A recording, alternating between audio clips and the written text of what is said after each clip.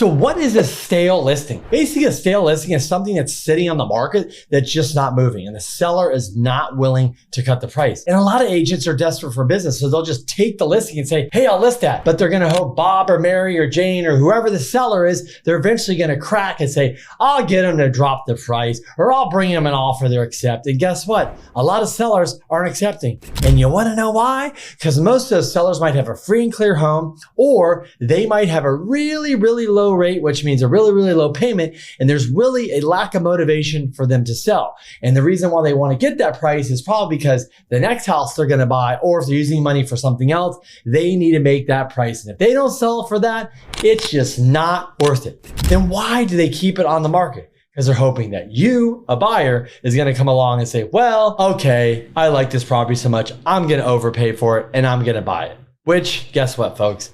That ship for now has sailed, because when rates were 1s and 2s and 3s and 4s, that made sense because that was the market we're in. But today, it's not making much sense to overpay for houses, especially the ones that have been sitting on the markets for 60, 70, 90 days or more.